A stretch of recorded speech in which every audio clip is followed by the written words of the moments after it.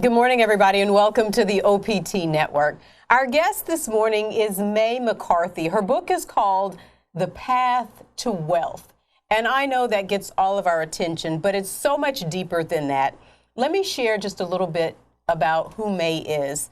Since 1982, May McCarthy has helped to start and grow 6 successful companies as large as $100 million in annual revenues. She is a best-selling author, speaker, university lecturer, and an angel investor. May joins us this morning to discuss her best-selling book, The Pathway to Wealth, 7 Spiritual Steps for Financial Abundance. May, good morning and welcome to the OPT Network. Oh, good morning, Carlette. Thank you very much for having me. Absolutely. May, as I read the book, it made me feel so emotional inside because I said May has tapped in not only to how to create wealth, but you've tapped into the spiritual side, which really wealth follows. How and when did you tap in? You know, I was raised in a family, I'm the last of 10 children, and I was raised in a family that 10 children, big family. Yeah, big family. But I was raised with a religious tradition, but I just knew that my, source of everything, the source of my life and the source of my fun and the source of my health and everything was related somehow to spirit or God or whatever you want to call it that created me in this wonderful universe. And I knew that there was an intelligence there because things would show up when I needed help. If I asked for an answer to something, I would be pointed in the right direction. So I knew that I could cultivate that relationship with that intelligence that could guide and direct me through intuition and through my subconscious and through other people, and life could just be a lot easier. And let me also point out that my definition for wealth is not just financial. It's being whole and complete, lacking nothing in every area of your life. That would be your health, your relationships, the use of your skills and talents for your work, recreation, and also your finances. And that's what was most impressive about the book. It wasn't just about the monetary, it was about the whole person. And I just keep using the word tapping in because many of us think that it's about $100 million in revenue. It's about the money, but without some sense of spiritual peace and sense of awareness of the spirit, really none of that matters at all, does it? It doesn't. And there are a lot of people that are very, very famous and very successful that I look up to in terms of being, the level of success that I would like to have, who say it's very, very important to rely on intuition. Bill Gates and Steve Jobs and Oprah Winfrey and even Thomas Edison that, is responsible for the light bulb. All of these people tell us that it is so important to rely on intuition. And what had occurred to me was that intuition isn't something that we all know how to recognize and we all know how to use. And so what this book, my book, The Path to Wealth, tries to do is help people get into a daily routine that essentially primes their brain for success so that they can notice these spiritual and intuitive messages that are trying to guide them and direct them towards the things that they want in life. And one of the things that you talk about, May, is the CSO. Let's talk about all of our CSOs, hopefully. Right. So the CSO is a term is an acronym that stands for Chief Spiritual Officer. And what I realized was that I, as a CEO, surround myself in my C-suite with people whose advice I value. And that would be my chief financial officer that advises me on the financial health of our company, and our chief information officer that advises me on the technology for our company and for our customers. And I decided that this intelligence, this source of intuition, could provide me with the ultimate and most valued advice. So I decided to give it a name, and I call it the Chief Spiritual Officer, and actually put it on my company organizational chart at the very top, and then I, as CEO, reported to it. And in my book, and also in my workshops that I teach around the country, I ask people to think of a name that represents a characteristic of God, of spirit, of this creative intelligence of the universe. Think of a name that represents that advisor characteristic, and give your CSO its own name. Mm-hmm. And so one of the things that you talk about really in the steps is getting started, and how important the morning is to creating the success that we all need for our day. Let's talk about that. Absolutely. Well, I think anyone that's successful in any area of their life, whether it's running a family, which I think is probably the hardest job in the world, or running a large corporation, one of the things that we have to do is revisit our goals daily. We want to make sure that we're keeping that at the forefront of our thoughts, so that we always notice possibilities to take steps along paths to achieve those goals. And so what I ask people to do is set aside about 25 to 30 minutes in the morning, every morning. And for about the first 4 mornings of that alarm going off earlier than you're used to, it's going to be a little hard to wake up that much earlier. But after about the 4th day, you'll start waking up before the alarm goes off. And you're going to have a meeting with yourself. And this is a serious meeting. This has an agenda. You're going to do 4 things in that meeting, and you'll meet somewhere in your home that's not your bed. So pick a couch or a chair, but really take this seriously. Mm-hmm. The good that you want in life, the goals that you want to achieve in life are important. And so take some time every morning to demonstrate that it's important to you.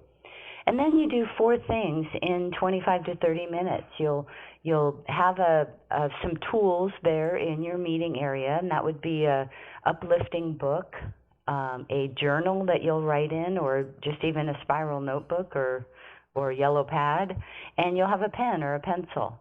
And the first thing you'll do is, for about 5 minutes, you'll read something inspirational. And what I mean by that is, I want you to read short stories that describe people having the success that you'd like to have. Describe ordinary people having extraordinary success with the help of this divine intelligence, with the help of their intuition guiding them. And then after that, you'll spend up to 10 minutes actually writing a gratitude letter. And in this letter, it's very important to not only be grateful for what you have, but also to be grateful for what you want, but worded as though you've already achieved it. This is really important. This is the part that activates your subconscious and intuition to show up more often. When you describe something as completed, then your subconscious sort of freaks out a little bit and says, oh my gosh, I have to show her how to make that statement true. It's kind of like, do you remember the last time you bought a car? Mm-hmm. Okay, I so do. you narrowed down your selection. You read about it. You talked to your friends and your family about it. You thought about it. Maybe you test drove it, and you started to imagine what it would be like to own that car. Well, what your subconscious did and your intuition is it started to illuminate those models of cars driving around everywhere. Right. You never noticed that car on the road before it was a goal. Right. But since you had described it as though you already owned it, you felt like this is your car, then you got these guiding principles, these guiding messages that illuminated that car driving around everywhere. So when you're describing your goals, instead of saying something like, I want to lose 10 pounds, or, I want to be healthy, you might describe what your life would be like if you already achieved that. So a better way to say that would be, I'm so grateful that I'm physically fit and Right. trim and toned and energetic and healthy, pain-free body that's easily able to go on walks and hikes with my family and friends, and we have a great time. And so you bring those goals into the present as opposed to into the future. Let's do this, May. Let's get a quick break here, but when we come back, we'll have more of the steps on how to get from where we are to where we're going. Stay on point. We're back right after this.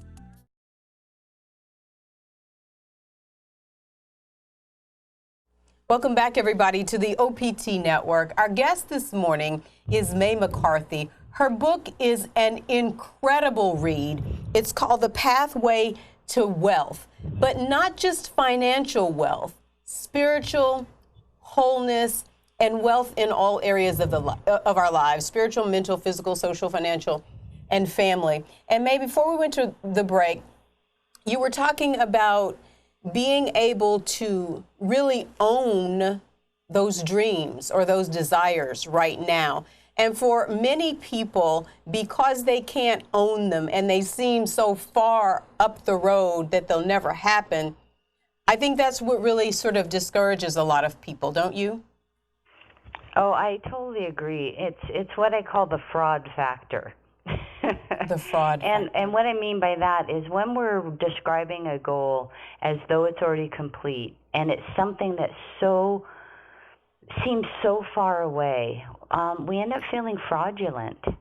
So I'll give you an example. I have a friend of mine who's a scientist, and she's, a very well-paid, very well-respected scientist. That's her job. Mm-hmm. But she really wanted to be a paid singer. Uh-huh. And so she started writing down in her CSO morning meeting that she was grateful that she was able to use her singing talents in remarkable and fulfilling and satisfying ways to bless her audiences with wonderful entertainment, and that she felt fulfilled and satisfied and prospered as she was doing this. So she was really describing the completed goal as though she was already doing it. And she called me up and she said, May, I feel like a fraud.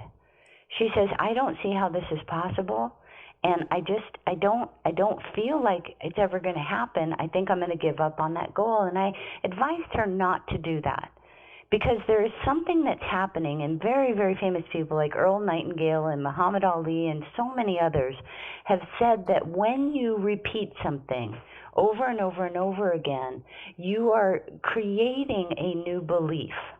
And if it's a really big goal, it's going to take a little time for that belief to kick in. So I asked her to keep up with it. And about 6 months later, she was invited to a party. She saw a trio playing in the corner with a singer. And she looked at this woman and she thought, you know what? I could do that. Bam, she started to believe that it was possible. And then her intuition and subconscious were able to kick in and show her more possibilities. And finally, within a month, she ended up at another party, met a community organizing chairperson of a community review and entertainment review that was going to be put on at her local community center, and she was able to go audition and try out for a spot, and she got one. So she got her dream of being a paid performer, and now her goals have become bigger, and so she's doing that on a regular basis. But it had to start somewhere. Right. So don't give up. Keep going, and you are creating new beliefs. And once you actually feel that it's possible, then your intuition and your subconscious will really kick in to show you what I call intuitive leads to take steps along a path to your success. And that couldn't be more true in your own life. And you wrote about the fact that you were expecting something and you had begun to write those things down and verbalize those things about the money that you wanted to make and the money that you needed to make, that $400,000. Talk about that whole scenario. Oh, well, there's a couple, because $400,000 is always a pretty good goal for me when I'm starting a company. But in one particular instance, just to go back just a hair, Okay. In the morning meeting, you're writing out your goals. You're grateful for what you have and what you want as though you've already completed it. The next step is to read them out loud so that you're anchoring in them more deeply within you. And then you imagine, use a technique that many, many sports figures and Olympic athletes and professional musicians use, which is to see themselves in their completed goal in their mind's eye. And those 4 steps are your morning meeting. Then you go out and you expect and watch for intuitive leads all day long. And in that example with the $400,000, I fly an awful lot when I'm traveling for business, and I ended up in Cleveland. And I have a routine. I land, I go get my bags, then I get my rent-a-car, and I go to the hotel that I'm staying at and drop off my bags. Then I drive to the closest grocery store to pick up water and protein shakes and whatever else I need for my stay. And while I was in the car, ready to go to the grocery store 5 minutes away, I got this very, very strong thought. And intuition's going to show up as a thought, as an idea, as a gut instinct, a feeling. You might see a sign. Somebody might call you and give you some information. But somehow it's going to show up and it's going to resonate with you. What I did was I sat in the car and thought, I got this lead to go to a grocery store 15 minutes away. And I thought, well, that's crazy. You know, it's 9 o'clock at night. Why in the world would I make extra drive? But because this practice says if you get a thought like that, if you don't understand it, just ask for another lead. So I said, CSO, I need another lead. And sure enough, I ended up feeling a very, very strong, reassuring gut feeling that I should make the drive to the other grocery store. And I did. And as I was walking in, at the same time walking out, was a potential customer that I had met 6 months before who was not returning any of my phone calls or emails for an appointment. We struck up a nice conversation, and I was invited to come and make a presentation during my visit to Cleveland to his group. While there, the interest peaked, and I got another appointment, and we were able to sign a contract for more than $500,000 in the time period that I wanted to achieve my $400,000 goal. Amazing. And so what would have happened? Well, I mean, you wouldn't have gotten the contract had you not gone, had you done the logical thing. And I think that that's what, for me, was the most important thing, is sometimes intuition, whatever you call it, I call it the Holy Spirit, that divine just knowing. Sometimes the instructions are illogical. It did not make sense to go 15 minutes away when there's one that's closer. Exactly.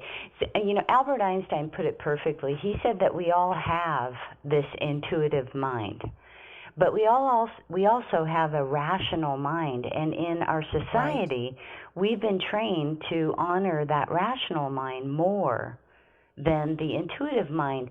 You know, when we have a question about something, what do? We Google it, right? Absolutely. And then we talk to all of our friends, we do all of our research, we contemplate all of the possible outcomes, and rationally, we want to feel satisfied before we make a decision. But that's not the way this works, and this is one of the reasons why this idea of following this intuitive mind ends up being termed as miraculous. You know, it's like miracles. Oh my gosh, because there's no explanation. And it's my position that if we follow this routine, this daily routine to help us, that's outlined in my book, The Path to Wealth, if we follow that, what we end up doing is really turning miracles into typicals, because these things will happen every single day for us. If we just learn to listen. We're going to take a break here, May, but when we come back, I want to talk about the fact that we really need to verbalize our goals and dreams. And you know, I knew this, like many people, but as I read the book, I caught myself. I have like a little page right next to my vanity that I look at every single morning, and I would say the things on the page, but I got lazy, or I felt like I no longer needed to say those things anymore. I would just read them. And so since I read the book, I now again started verbalizing. When we come back, I want to talk about the importance of opening up your mouth and saying those things in which we are believing for. Stay on point, everybody. We're back with more right after this.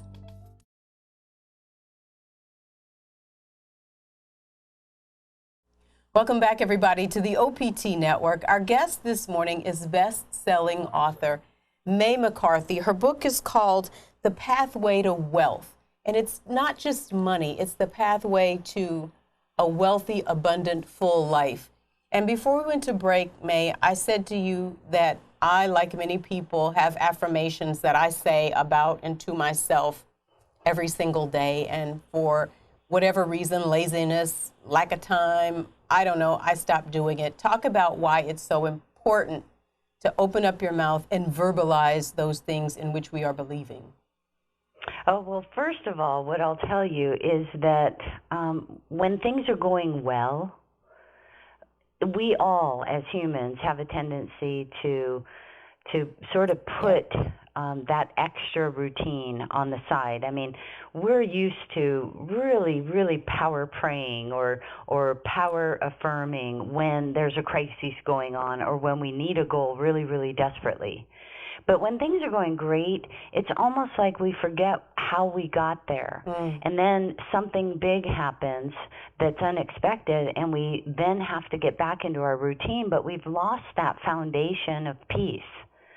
So this idea of verbalizing your goals out loud is anchoring it more deeply within you. And any school teacher will tell you that if you read something out loud, you understand it more, and you're also letting your brain understand it more. And here's the interesting thing about your brain, Carlette.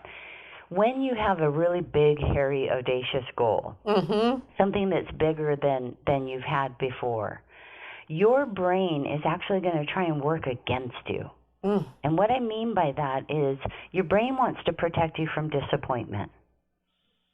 And so what it does is it tries to prevent you from seeing these intuitive leads because it doesn't want you to be disappointed, and it wants to protect you from any mistakes or being unsafe. So it sort of works against you, and you need to train your brain to let it know that you're serious about achieving this goal. And one of the ways to get it to understand that you're really serious is to read it out loud. Yes. That's really anchoring it more deeply within you so that it's at the forefront of your thoughts at all times.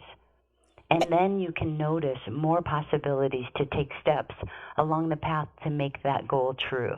And I love what you say in the book, not just reading it, but reading and speaking with emotion. Oh, yeah. Well, what happens when you're reading something out loud with gratitude, and you're writing it down with gratitude, and then you're reading what you just wrote with gratitude and emotion? And what happens is that front part of your brain actually lights up. And great brain research that has been done at lots of institutions, including Cambridge University, what it has shown is that when we light that frontal part of your brain up with emotion and gratitude, we're able to focus and see more possibilities more clearly. So we want to engage that positive emotion in our reading out loud. Plus, it's fun.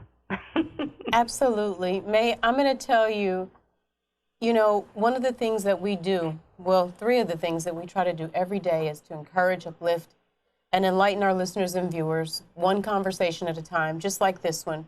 But this is what we know for sure. Every day is not a good day for anybody. And that our words have power. And you talk about that so poignantly in the book. And sometimes we get off kilter with the power of our words. Talk about reeling those words in and making those words do what we need them to do to celebrate our destinies and what the universe has set for us. Yeah, our words really do have power. I have a friend of mine who learned from his grandfather and his father this phrase, when he was surprised or learned something interesting, he'd say something like, "Oh, I'll be damned." It's very innocent, right? Right. Well, not so. He looked at his life after he took my workshop, and he says, "You know what? My life has really been sort of damned. Wow. I've been self-proclaiming damning." And so we talk about a lot in the book about the power of words. You get to choose. Each and every one of us get to choose what to put our attention on.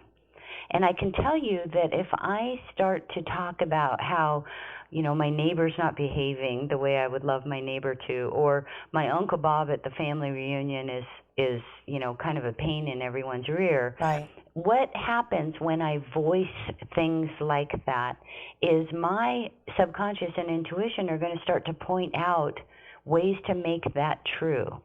Now, Right. no one else in the neighborhood might think that my immediate neighbor is a problem. They might think that he or she is just fine. But because I keep voicing what I don't want or voicing problems, I start to see more evidence of those problems being real. So what I ask people to do is really treasure themselves and focus, really force themselves, and it will become a habit. So it might take a little conscious effort at the start, but it'll eventually become a habit. And that is to use your words to focus on what you want. Be for something and against nothing. If you want something to change, talk about what the world would be like if it had already changed. I am so grateful that I live in a peaceful world. I am so grateful that I am financially free with overflowing amounts of abundance to afford all of that I do in my lifestyle, all of my living and my giving and my entertainment expenses and more. I am so grateful that all of my family relationships are harmonious. Describe what you want as though you've already achieved it. Focus on what you want to live your life, how you want to live your life, as opposed to what you don't want, because your subconscious and intuition are going to point out evidence to make whatever comes out of your mouth true. Absolutely. Just like when we were talking about the car, the new car, we started to notice evidence that car was a possibility. So be for what you want and against nothing.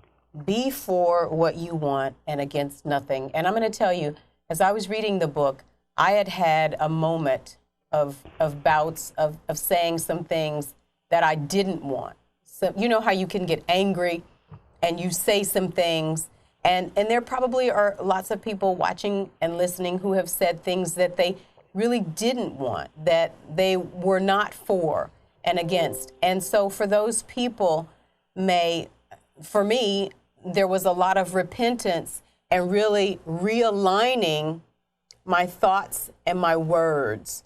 Talk about how, we got to get into alignment, because we often say things that we put out there in the universe that can't necessarily be taken back.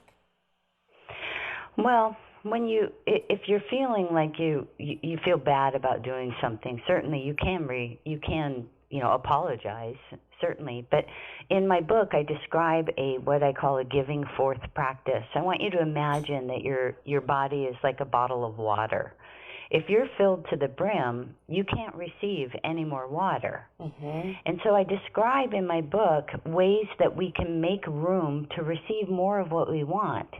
And if there's some feeling of that you've done something wrong, that you've made a mistake, that you're not forgiving yourself, that you're angry with someone else, that you're holding on to something that's not serving you, that's not for your highest and best good, then at the end of the night before you go to sleep, I ask you to recite a prayer that gives that forth, that does not condone what happened. Right. In case anything's happened to you, if someone else has done an injustice to you, it doesn't condone their behavior. This practice is about you receiving what you want in life. So at the end of the night, we give forth, we get rid of that, and we place it outside of our body so that we can make more room within us to receive the things that we want in life. And so that forgiveness or giving forth prayer, if you just recite it every night, it works. You don't even have to believe it. It is removing what's taking up room within you that's not serving you, so that you can receive more of what you want in life. Absolutely. And, we're human, so we're on a human journey in this lifetime. I mean, certainly you can talk to some people that are in their 90s, and all of the experiences they have, we haven't had all of them yet. So we're on this journey of life, and, we're not perfect. We get an opportunity to learn at every step of the way. So if you've done something and you feel bad about it, just forgive yourself. Remind yourself that you are loved, that you are blessed, and that you're here for a purpose. And you can go and do something nice for somebody else and essentially make up for that. May, I was so looking forward to this conversation. It is the most incredible, spiritual, giving book. I could literally feel your heart and your spirit in this book. Thank you for writing it. And most importantly, we know you had to get up really, really early this morning to share with us. The book, again, is called The Pathway to Wealth. May McCarthy is the author. May, tell people how they can connect with your work, how they can get the book, and all of the things that you have available. Okay, so just a little correction. The book is called The Path to Wealth, but it is a pathway for sure. And people can just go to my website at May, M-A-Y, McCarthy, McCarthy.com to get some information about the book. But it's available at all online retailers, and also on my website, there's an events tab which shows all of the different places around the country and world that I speak and teach. And it would be great to have some of your listeners join me at one of the next events in your area. Absolutely. I don't know why I want to call it the pathway. I guess it's the way. It's the path to wealth. And May, it is absolutely incredible. It's an easy read. And I think that anybody can connect with it and really make their inner lives as well as their outer lives more abundant and more fulfilled. Thank you so much for your kindness, and thank you for joining us this morning. Oh, thank you, Carlette. It was just a pleasure. Absolutely. Stay on point, everybody. We're back right after this.